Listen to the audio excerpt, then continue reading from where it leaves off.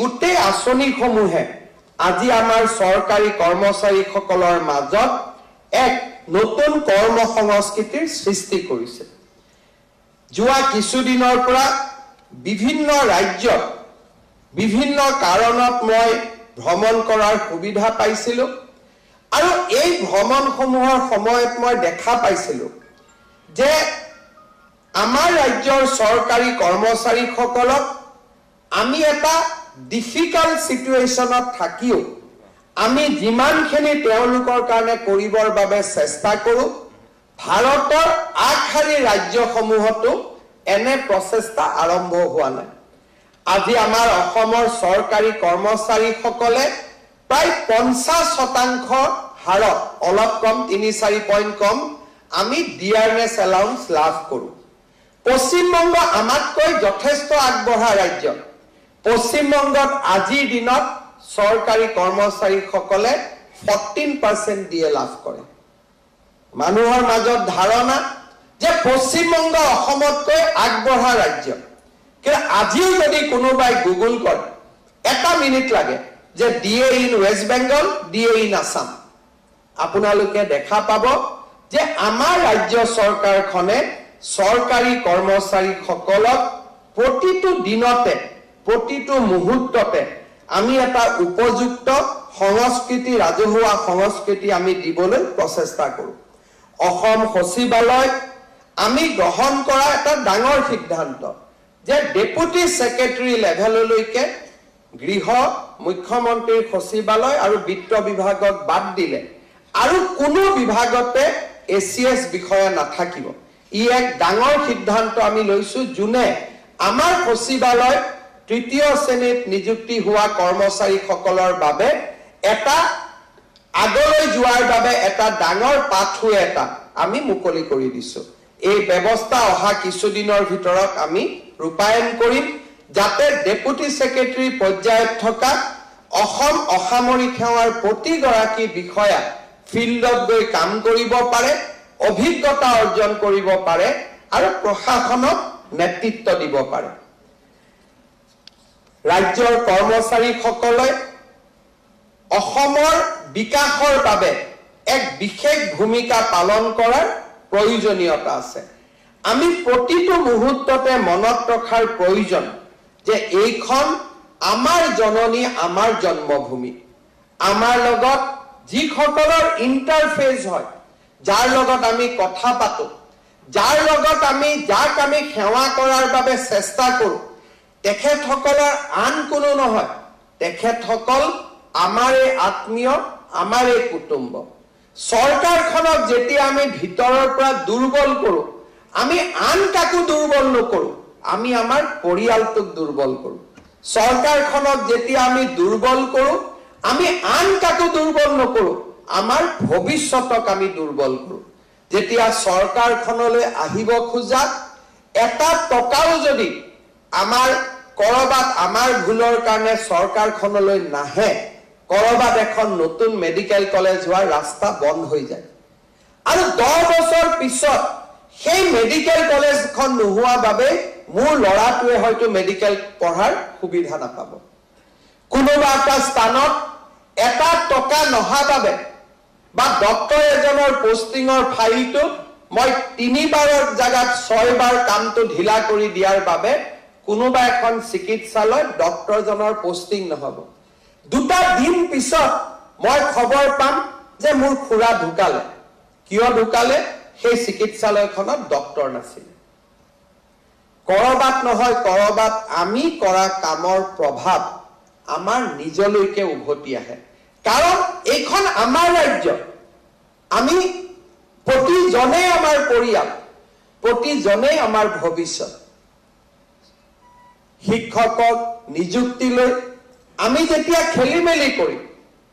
আৰু স্কুলখনত যেতিয়া গৈ শিক্ষকজন উপস্থিত নহব, আমাৰে কোনোবাই পঢ়াৰ পৰা বঞ্চিত হ'ব। পঢ়াৰ পৰা বঞ্চিত হোৱাৰ পিছত সেই ল'ৰাজন ডাঙৰ হৈ ক্ৰিমিনেল হ'ব আৰু ক্ৰিমিনেল হৈ মোৰ ঘৰতে আহি ডকাইতি কৰিব। সিদিনাখন আমি বুজি নাপাম যে এই ডকাইতজনৰ সৃষ্টিৰ কাৰণ মই ভাবো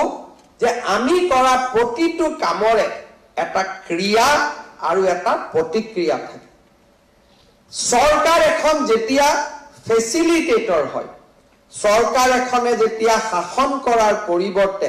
মানুহক সহায় কৰাৰ ভূমিকাত অৱতীৰ্ণ হয় তেতিয়া সমাজৰ পৰিৱৰ্তন হয় আৰু চৰকাৰখনৰ ব্যৱস্থা যেতিয়া আমি এক্সপ্লইট কৰি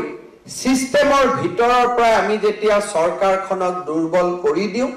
সেই চৰকাৰখন কেতিয়াও সফল হ'ব নোৱাৰে আৰু চৰকাৰখন সফল হ'ব নোৱাৰিলে ৰাজ্যখন বিকাশৰ গতিত কেতিয়াও আগবাঢ়ি যাব নোৱাৰে যোৱা এমাহত হোৱা 2-3টা অভিজ্ঞতাৰ বিষয়ে মই আপোনালোকৰ আগত ক'ব খুজিছোঁ আমাৰ অসম চৰকাৰক আমি সদায় প্ৰচেষ্টা কৰোঁ যে আমাৰ কামবিলাক খৰতকীয়া হওক কেইদিনমান আগতে মই এটা হোৱাটছআপত মেছেজ পালোঁ যে দাদা এবাৰ কৰিমগঞ্জত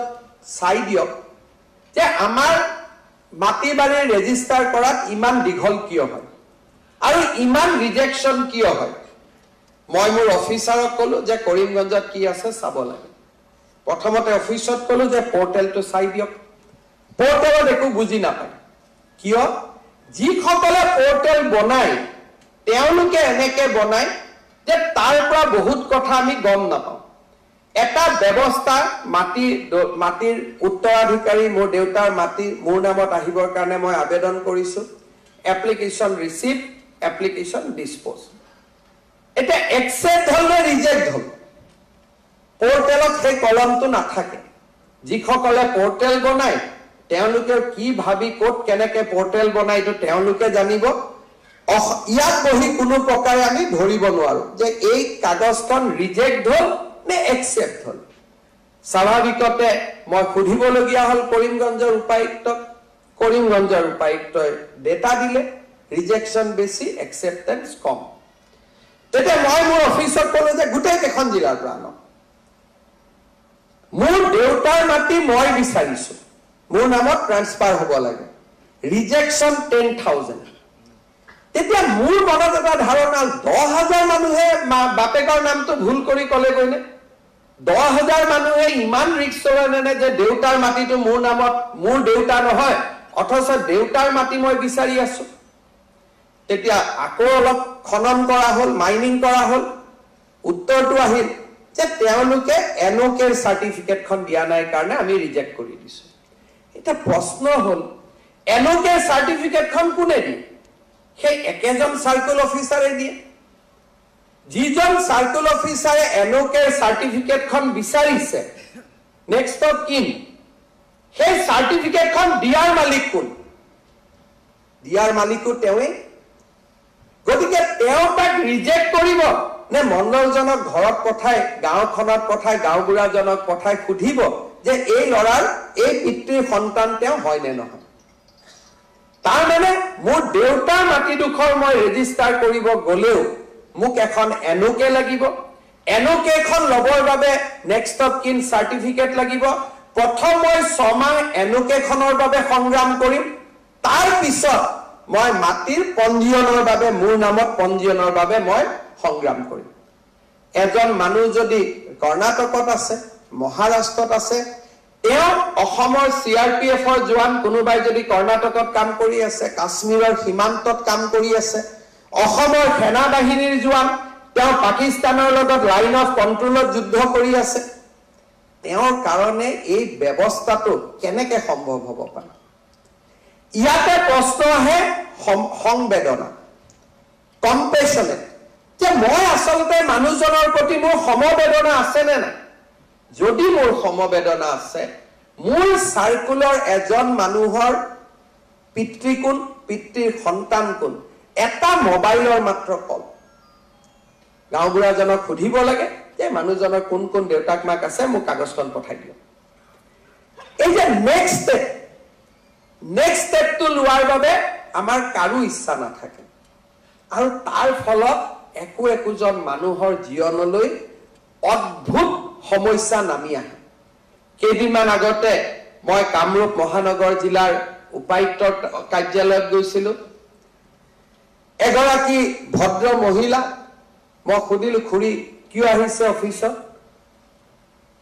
বোলে মুখ্যমন্ত্ৰী ডাঙৰীয়া মোৰ হাজবেণ্ড অসম চৰকাৰৰ এগ্ৰিকালচাৰ ডিপাৰ্টমেণ্টত কাম কৰিছিলে গেজেটেড অফিচাৰ তেওঁৰ পেনশনটো মোৰলৈকে ট্ৰান্সফাৰ হোৱা নাই তাৰ কাৰণে মই ইয়াত আহিছো বোলে আপোনাৰ পেনশন লাগে আপুনি দিছপুৰত যাব লাগে ডিসি কোৰ্টত আপোনাৰ কি নহয় তেখেত যে মোৰ স্বামী আছিলে সেই কথাটো ডিসি জনে লিখি দিব লাগে এতিয়া এই নিয়মটো কোনে বনাল এজন কাৰ্যালয়ত কাম কৰা মানুহ 40 বছৰ মই একেলগে কাম কৰিলো কি আমাৰ অফিচত এনেকুৱা এখনো ডকুমেন্ট নাথাকে যে অমুক মোৰ পত্নী বুলি আমাৰ ডকুমেন্টেশন ইমানেই নাথাকে যে ডিসি জনৰ সাৰ্টিফিকেট নহলে আমি ক'ব নোৱাৰো এই ব্যৱস্থাসমূহৰ নিৰন্তৰ প্ৰতিবেদন পৰিৱৰ্তন লাগে এজন যেতিয়া জিলা উপায়ুক্তই সাৰ্কেল অফিচাৰে দেখে যে চৰকাৰৰ নীতি নিয়মৰ কাৰণে আমি মানুহক সেৱা কৰিব পৰা নাই আমি তাক সংশোধনৰ বাবে আমি চৰকাৰক ক'ব লাগে কাৰণ প্ৰশাসন ওৱান ৱে ট্ৰেইন নহয় সংবাদ হ'ব লাগিব ইজনে সিজনৰ কথা ক'ব লাগিব যে এই সমস্যাটো মুখ্য সচিবক লগ কৰি যে স্যাৰ আমি কষ্ট পাই থাকো চৰকাৰৰ এই গাইডলাইনখনৰ কাৰণে আমি কৰিব নোৱাৰো আপোনালোকে মোক সৰু কৰি দিয়ক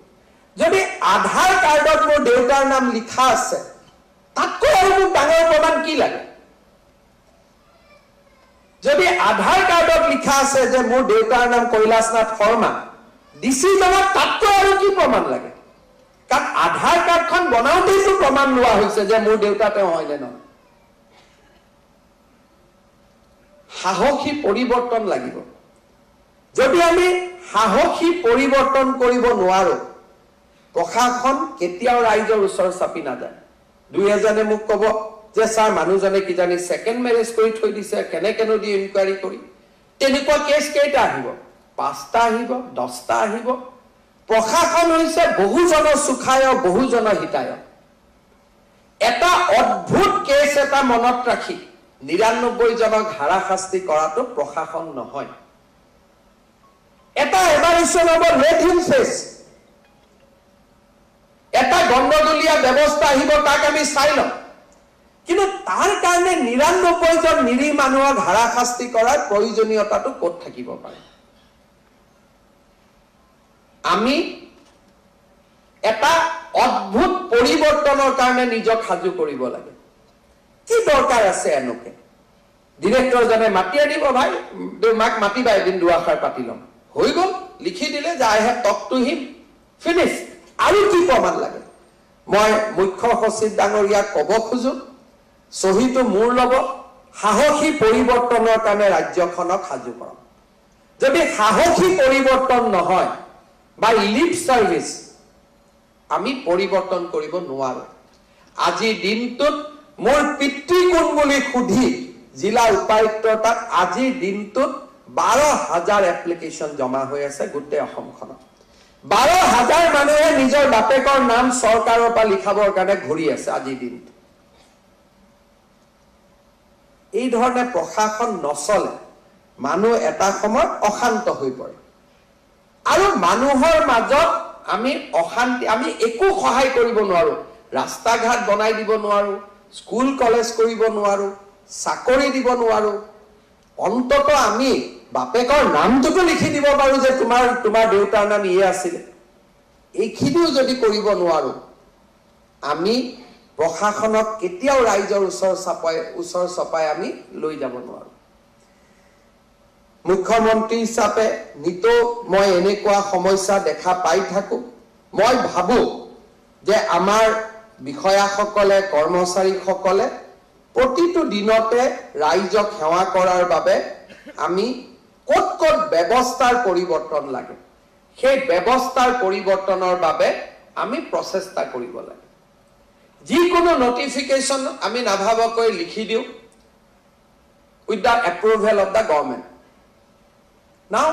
গভৰ্নমেন্টৰ তাত কেনেকৈ আহিব কাগজখন ডিৰেক্টৰৰ তাত আহিব ডিৰেক্টৰৰ পৰা গভৰ্নমেন্টত আহিব এলডিএ তাত যাব ইউডিএ তাত যাব সুপাৰিনটেণ্ডেণ্টত যাব যদি কিবা কাৰণত আমি ব্যৱস্থাটো কমপ্লেক্স কৰিব খুজিছো লাইনটো লিখি দিয়াত কোনো আপত্তি নাই কিন্তু যদি আমি কমপ্লেক্স কৰিব খোজা নাই তেতিয়াহলে তাত আমি জটিলতাৰ সৃষ্টি কৰাৰ প্ৰয়োজনীয়তা কোন আছে ডিসেন্ট্ৰেলাইজেশন অফ পাৱাৰ আমি সেক্ৰেটাৰিয়েটত এক্সট্ৰিম কেसेस আহিব লাগে তেতিয়া আমি সেক্ৰেটাৰিয়েটত মিশন বসুন্ধৰাৰ দৰে চিন্তা কৰাৰ পৰিৱেশ পাম যোৱা কিছুদিন আগতে এজন মানুহে মোক হোৱাটছআপ কৰিলে যে স্যাৰ আপুনি এটো কি ই ফাইলৰ ব্যৱস্থা কৰিলে আমাৰ কামবোৰ নহয় তো মই কলো যে ই ফাইলত কাম কিয় নহয় মই লৰাজনক ফোন কৰিলো যে ভাই ই ফাইলত কাম কিয় নহয় বলে নাই স্যাৰ তেওঁলোকৰ সহিবোৰ নোহোৱা হৈ গ'ল মই বুজি পোৱা নাই যে সহিবোৰ কি নোহোৱা হৈ গ'ল মই মুখ্য সচিবক মাতি আনি কলো যে আমাৰ সেক্ৰেটাৰিয়েটত কি হৈছে যে সহিবোৰ নোহোৱা হৈ গ'ল মানুহৰ কাম হোৱা নাই পিছত মই গম পালো যে ডিজিটাল সিগনেচাৰৰ ৰিনিউৱেল হোৱা নাই কাৰণে যোন মানুহে সেক্ৰেটাৰিয়েটত আহিছে আমাৰ একাংশ মানুহে কৰ্মচাৰীসকলক কৈ আছে যে এতিয়া কম্পিউটাৰ নচলে কম্পিউটাৰত ফাইল হৈ গ'ল মোৰ ডিজিটাল সিগনেচাৰ নাই গতিকে কাম এতিয়া নহব এতিয়া আপোনালোকে চিন্তা কৰক ৰিনিউৱেল ডিজিটাল সিগনেচাৰৰ ৰিনিউৱেল ৩২,০০০ টকা লাগে ১ লাখ টকা লাগে ৩ লাখ টকা লাগে যিজনে ই ফাইলৰ ব্যৱস্থাটো পৰিবেক্ষণ কৰে তেওঁৰ হাতত জানিব লাগিব যে জুলাই মাহত ডিজিটাল সিগনেচাৰবোৰ মোৰ ৰিনিউৱেলৰ কাৰণে আহিব য'ত যি টকা পইচা দিব লাগে এপ্ৰিল মেত দি শেষ কৰিব লাগিব তেওঁ অকণমান অৱহেলাৰ কাৰণে ই ফাইলটোকে যেনেকৈ মই আগতে কলো যে যদি টেকনলজি আমি চলাব পৰা নাই আমি টেকনলজিটোক দুখ দিছো যে ই ফাইল ব্যৱস্থাটোহে বেয়া কিন্তু ব্যৱস্থাটো বেয়া নহয় মই এজন মানুহে সহিকতা ৰিনিউৱেল কৰি দিয়া নাই কাৰণে মই গোটেই ব্যৱস্থাটোকে বেয়া কৰি থৈ দিছো আৰু এই কথাটো যদি অসমত আগৰ মুখ্যমন্ত্ৰীসকলৰ লগত মোবাইল ফোন নাছিল তেতিয়া মোবাইলৰ দিনো নাছিল মই কাকো দুখ দিব খোজা নাই যে আজি মোৰ লগত মোবাইলটো থকা বুলিহে এই হোৱাটছআপটো আহিলে নহলে তো এই হোৱাটছআপটো নাহিলে হেতেন আৰু কিমান মানুহক সেক্ৰেটাৰিয়েটৰ পৰা আমি উভতাই পঠাই থাকিলো হেতেন আৰু মোৰ তাত ফাইল কেটা আহি থাকে মই গম নাপাওঁ কাৰণ ইয়াৰ বিকল্প ব্যৱস্থাটো হল ওটিপি লৈ ডিজিটেল কৰা গতিকে যিকেটা ফাইল মন্ত্ৰীক লাগে যিকেটা ফাইল চৰকাৰক লাগে সেইকেটা আমি ওটিপি দি ৰিনিউৱেল কৰি ফাইল কেটা দি থাকিম আৰু গাঁৱৰ পৰা যোন নদাই ভদাই আহিছে তাক আমি কম যে নহয় এতিয়া তোৰ কাম নহয় ই ফাইলৰ কাৰণে ই ফাইল বন্ধ সহি বন্ধ গতিকে কাম নহব চৰকাৰৰ লগত ৩ লাখ টকাৰ অসুবিধা নাই বছৰত আমি খালি গাড়ীয়ে কিনো ১৫০-২০০ কোটি টকা যিখন চৰকাৰে ১৫০-২০০ কোটি টকাৰ গাড়ী কিনিব পাৰে সেইখন চৰকাৰে কি ৩ লাখ টকাৰ ডিজিটাল সিগনেচাৰ কেটা কৰি দিব নোৱাৰে বা কৰ্মচাৰীসকলক মোটিভেট কৰিব নোৱাৰে যে ওটিপি দি কৰক either of the two we can do মই ভাবো যে আমি যিসকলে প্ৰশাসন যন্ত্ৰৰ লগত জড়িত হৈ আছো তেখেতসকলে সকলোৱে লগ হৈ আমি ৰাইজৰ সমস্যাসমূহ সমাধান কৰিব লাগিব আৰু তেতিয়াহে আমি আমাৰ অসমখনক আমি সেই আকাংক্ষিত লক্ষ্যলৈ আমি লৈ যাব পাৰিম